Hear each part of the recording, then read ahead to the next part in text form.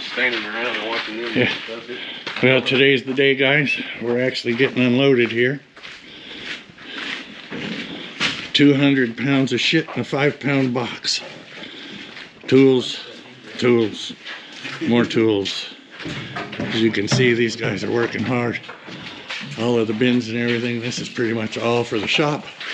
So soon, we'll be able to start on the hot rod again. I want to give a shout out to Eric and his crew. A little picture of his business card. If you guys need any moving done, he's the guy. And I'll put a link in the description. If you guys are looking for a U-Haul truck, I've got a nice, fine old unit. It's a Kodiak, 26-foot U-Haul, new tires, 427 with Allison that's been rebuilt, air conditioning, power steering, good old driving truck. All new calipers and brakes on the front. I'll make you a heck of a deal. Just send me a message. Okay, I'm gonna give you a little walkthrough here. It's amazing what you can fit in a 26-foot truck. So I'm just gonna start from this side. Cool.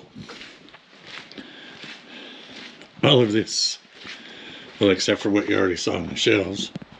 This is all shop equipment, plumbing equipment, parts, car parts, you name it. There's a bunch. I can't even get around the back of the truck. It barely fits in here now. Once again, it is for sale. Let's see. So we had a griddle, Christmas stuff, a boat. This is actually our bar. It used to be our headboard. All of these bins, all is hardware and car parts. Tools, more tools,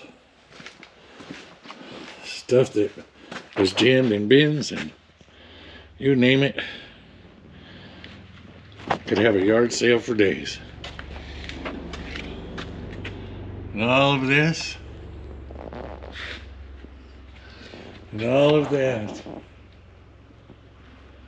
is all got to get organized now. Boy, am I looking forward to that. So the next step, now that I can get at my ladder, is to put up my 28-foot LED lights, which are these. They're 8 feet a piece, double LED. They're super bright, and they'll be going up on the angled braces up there. I don't know how well you can see it, so they'll be aiming toward the middle. Doing those on both sides.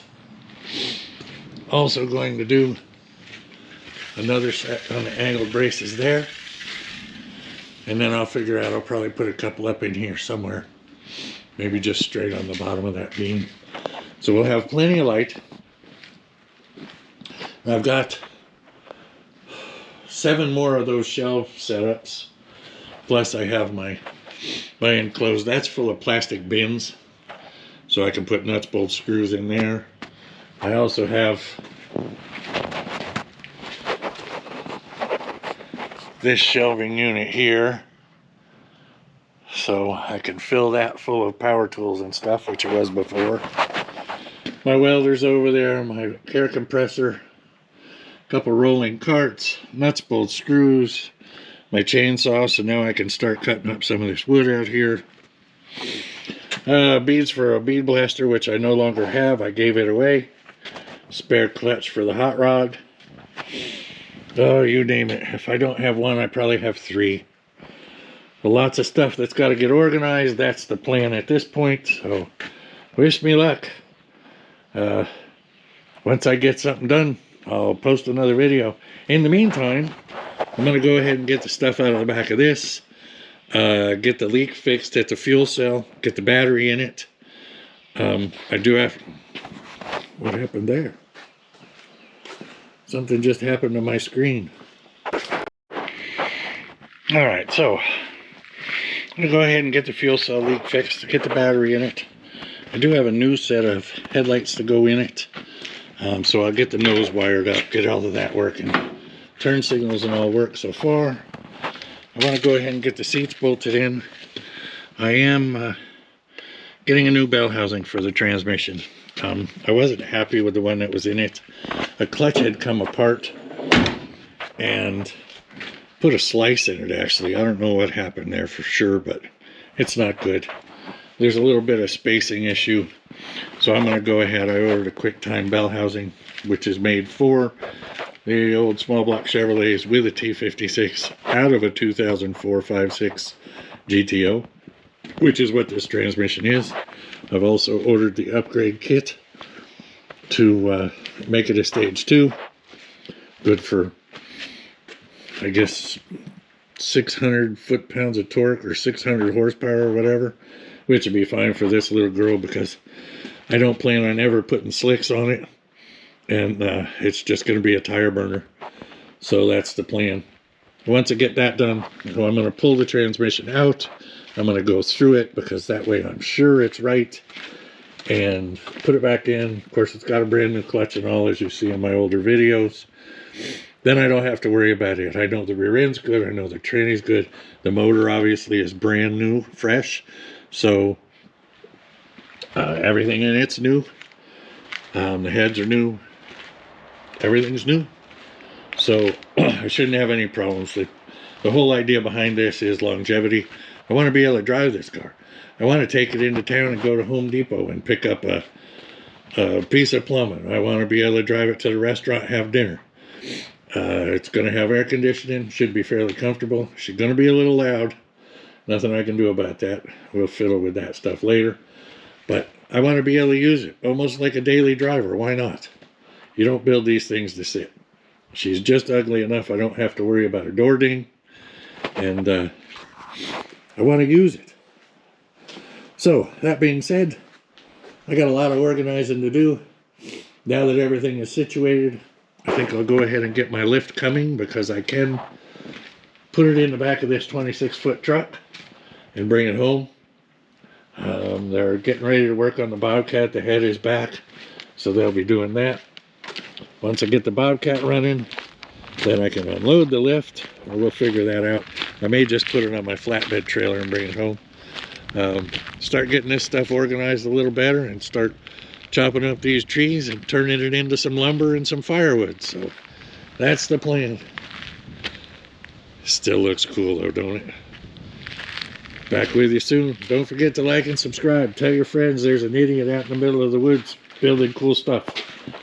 Hope you had a great holiday. Hope you have a happy new year. We'll be talking to you soon. Bye-bye. Well, welcome to a new year, everybody. Here in western Tennessee, we've had a little bit of snow. We got 7 inches last week. A little out of breath. I had to go get the mail, which is down the hill, and I'm getting old, and I've been lazy for a week. So anyhow, they close up everything here. The banks were even closed during the week because of the snow, so everything pretty much comes to a stop. So they do their best with salt in the roads and what they can, but reality is they are not prepared for snow like this. The city water they turned off because of so many broken pipes. That being said, this is first trip down the property to check on everything. As you can see, there are a lot of tracks from, well, everything. I'm sure there's some rabbit tracks. I know the neighbor's dogs come out here and do a little romping around. So there's, this is the first time down the driveway with it slicker than snot. So we're gonna see how we do going down this hill, and you're gonna ride with me. If all of a sudden I lose you, it's because the airbag deployed when I hit the tree down here at the bottom of the hill.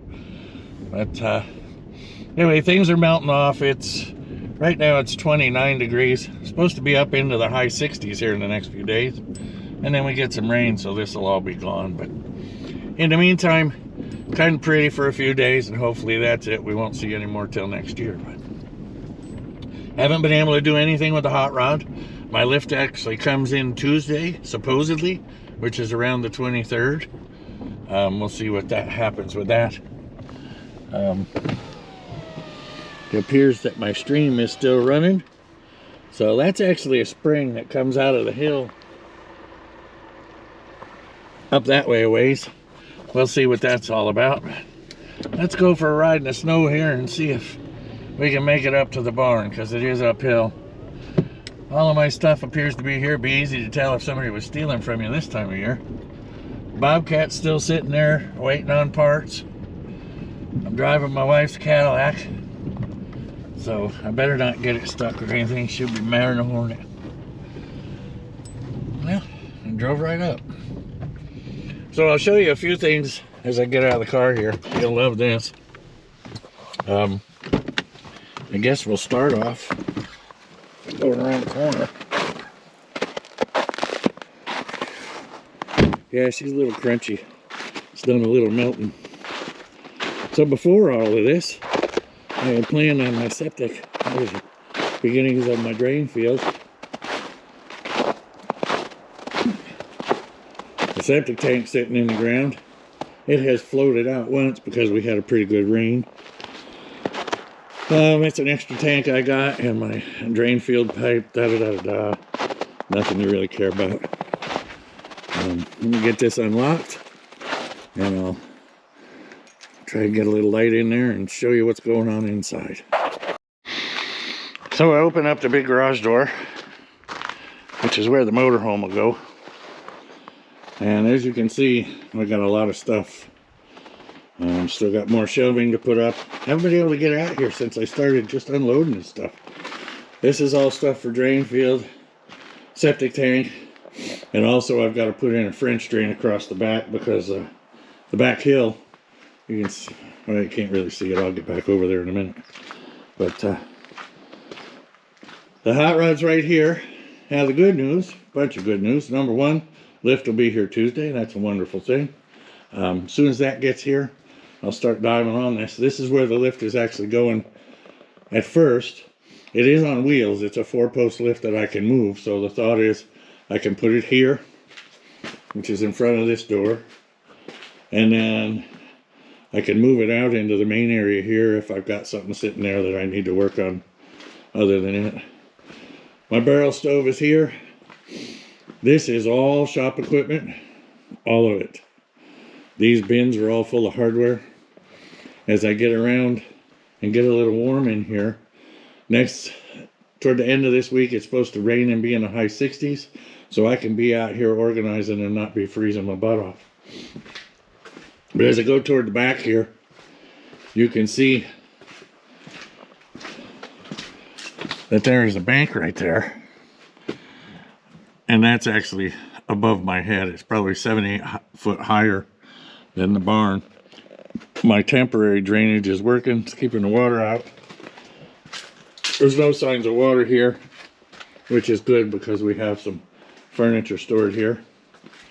So the plan is, in the next few days, get all this kind of moved around and organized and start to make it look like a shop again. And then start playing with my toys. I'm kind of excited. We've got all sorts of stuff that's around here. There's an extra brand new McLeod clutch. What else we got? Oh, there's a scat crank for another 383 stroker. The pistons are all in a box with a good set of Scat 60 rods. I don't know how good they are. They'll be fine for what I'm doing. Hiding around here somewhere. Where'd you go? Well, here's some more stuff. Just oddball stuff. AN lines. You name it. We've got one of them. We probably have 4. Old neat toy right there. That's a 1956, 55, 56, I think. Holley carburetor before they went to bowls on the end and all. They were actually float on top. So they had a bowl on top that was actually the float. And it went down through tubes. And pretty neat old piece. If you look them up online, they're pretty trick. But I'm really excited to get going on this thing again. It's just been cold with the move. Very nice. I bought this enclosed trailer at the very last minute before we moved because I had so much stuff. We have emptied it out since, and already I'm starting to refill. It's got, well, there's all the pipe for the conduit. Well, let me rephrase that. That is PVC conduit to run my lines up top for the lights and all, because all of this has to be in conduit or PVC. So my breaker box, of course, you always got to have a couple fire extinguishers. These are some kitchen cabinets that I bought that are actually real wood, so we're going to revamp those and use those for some cabinets here in the little apartment. What else have I got? Well, as I've said before, well, let's just check here. Let's see. Ooh, not bad. The water's actually still not frozen here. Oh, there's one that's froze. And it's crystal clear frozen. It's funny because the one right next to it is not. Explain that to me. I have no idea. Yeah, and this one is just frozen solid and all the way up to the top. I put these in this cooler. Oh, there's another one that's frozen below the ones that aren't frozen. I put them in this cooler so if they did explode, they wouldn't leave water all over the floor. So to take a walk around, these are some 8-foot LED lights that I've got to run in here. They're really bright. They're really cheap. I got spares in case they fail, because apparently they do tend to fail. Dee Dee's Speed Shop has the same lights, and he said every once in a while one just goes away. So back here I have 94 2x6s that are all stud length, which is what, 93 inches. And I bought all these for, I don't know, 200 bucks, I think. And the reason they have notches in them is because they were already notched to run the Romex through. And of course I can't do that. I've got to run conduit, so we'll deal with that. And then this is a whole load of rough cut 2x6s. There's a few that are bent, but most of them are dead straight.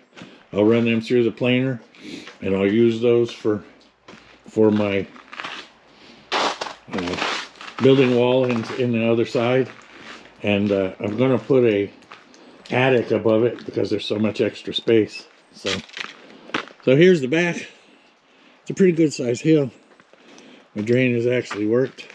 Can't really see any footprints off in the woods. We'll take a walk around the other side and see if any deer have been saying hello.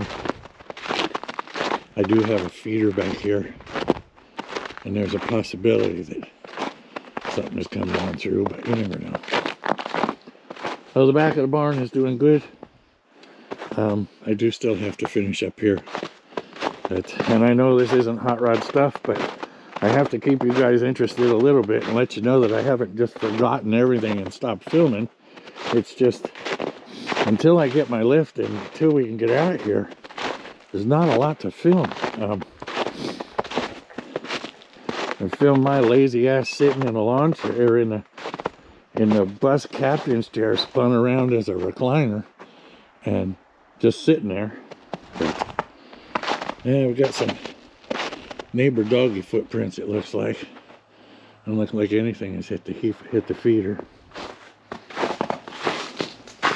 My wife started putting together outdoor furniture here, but I can't do plumbing. And here's the other debacle. I can't put the water line down until I get the power in. And I can't put the tank in the ground until I get water. I can't do either of those things until the power's down, because they have to put 3 poles in, and the trucks are so heavy and the ground would be so fresh that they would crush my pipes. So that's not going to work. So we have to wait on the power company, which hopefully they'll come out this week, mark the poles, we get the poles in. The last pole is going to go right there next to the Bobcat, and then I'm coming up right up through here to the other side of the car, underground.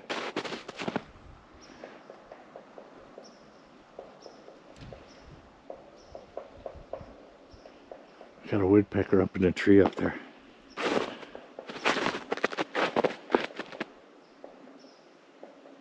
Can't see him, but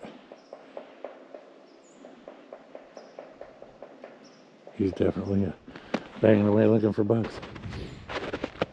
So anyway, we get the power in the next week or so, then I can really go gangbusters.